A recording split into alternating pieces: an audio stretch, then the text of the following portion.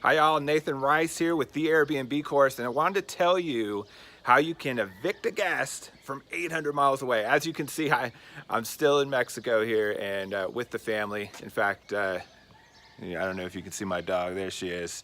There's Millie.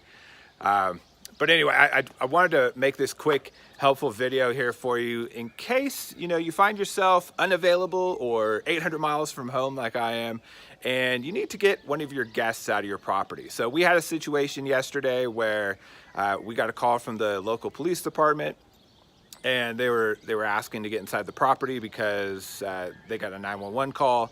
Long story short, we verified that they were indeed the police, gave them the code, they got inside. Nobody was seriously injured or anything like that, and the police left.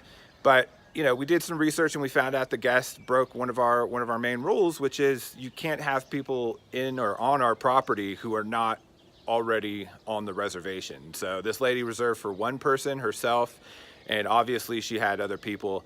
And I don't know what it is about guests who bring guests of their own onto the property, but it normally seems to be a problem. Definitely not this big of a problem, but it always seems to be some sort of issue. So it's just our number one rule is you're not allowed to bring people into our properties.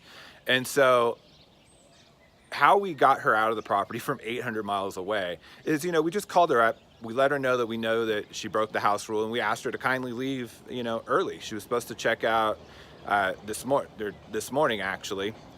So we just asked her last night. We say, hey, please, get out early. We don't want that guy coming back, or anybody else coming onto the property, and we don't want the house rule broken anymore. And so she was cool about the whole thing. We gave her a couple hours. She packed up her stuff and she left. But here's the thing, right?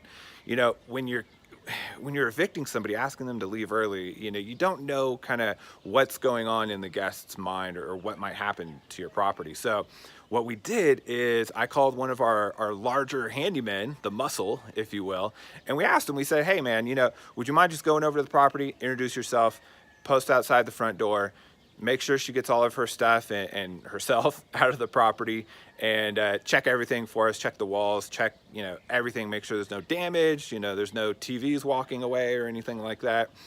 And that's what he did, and it went off without a hitch. She was out of the property in a couple hours. She had a place to go. She got picked up by her ride, and everything went fine. No damage, nothing missing. And I'm very glad that that's how things played out.